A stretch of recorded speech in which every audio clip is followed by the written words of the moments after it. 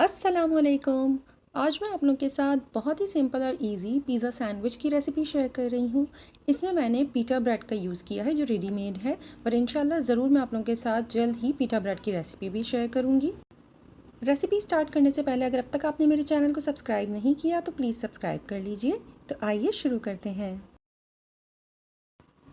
सबसे पहले चिकन की फिलिंग प्रिपेयर करने के लिए मैंने आधा किलो बोनलेस चिकन ले ली है और इसे मैंने बहुत छोटे चंक्स में कट कर लिया था। इसमें मैं ऐड कर रही हूँ आधा कप गाढ़ा दही।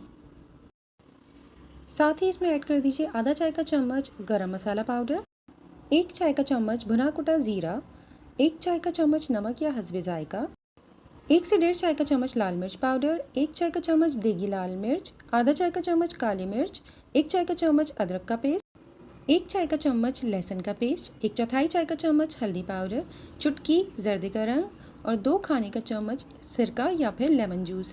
तमाम चीज़ों को बहुत अच्छी तरह से मिक्स कर लीजिए। इसमें आप डायरेक्ट रेडीमेड टिक्का मसाले का भी इस्तेमाल कर सकते हैं। मसाले को अच्छी तरह से मिक्स करने के बाद मैंने तकरीबन इसे 20 से 25 मिनट के लिए मैरिनेट होने के लिए छोड़ दिया था। इसके बाद मैं पैन में गरम कर रही हूँ 2 से 3 खाने के चम्मच तेल।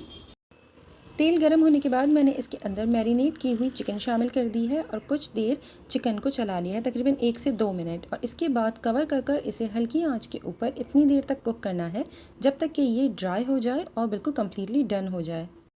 पानी ऐड करने की बिल्कुल भी ज़रूरत नहीं है। जब चिकन डन हो गई तो मैंने इसमें ऐड किया 1 शिमला मिर्च चॉप करके और साथ ही एक दरमियाने साइज़ का प्याज भी चॉप कर इसमें ऐड कर दिया था। इसे भी चिकन के साथ अच्छी तरह से मिक्स कर दीजिए और कवर कर जस्ट 2 मिनट्स के लिए इसे कुक कर लें। आप सैंडविच में अपनी पसंद की कोई भी फिलिंग यूज़ कर सकते हैं। आप अपनी लेफ़्ट ओवर कोई चिकन का भी रेशा कर उसे भी इस्तेमाल कर सकते हैं।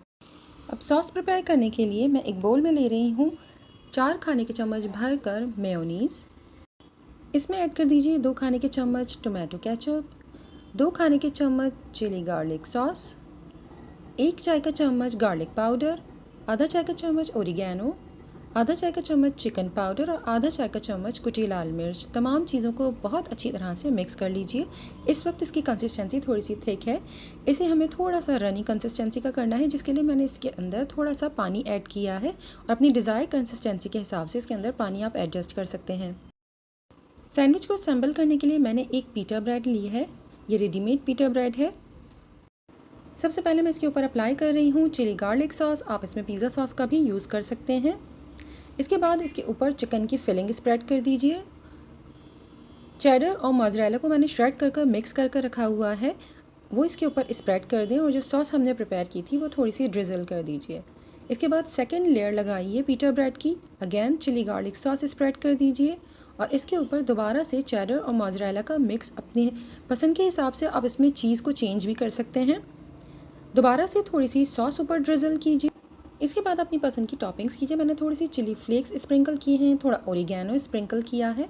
इसके अलावा मैंने ऑलिव्स के स्लाइसेस इसके ऊपर रखे हैं और थोड़े से शिमला मिर्च के पीसेस भी रखे हैं। आप इसके ऊपर कॉर्न और मशरूम्स के स्लाइसेस का भी यूज़ कर सकते हैं। अब इसे थोड़ा सा टोस्ट करने के लिए मैंने इसे फ्राई पैन के अंदर रख दिया है और ऊपर से इसे कवर कर दिया था। कुछ देर के लिए इसे स्लो फ्लेम के ऊपर कुक कर लें जब तक कि बेस इसकी थोड़ी कुक हो जाए और चीज़ अच्छी तरह से मेल्ट हो जाए। इसके अलावा आप इसे ओवन में भी कुछ देर के लिए बेक कर सकते हैं जब तक कि चीज़ अच्छी तरह से मेल्ट हो जाए। मैं यहाँ पर स्टोव टॉप ओवन का यूज़ कर रही हूँ, आप देख सकते हैं।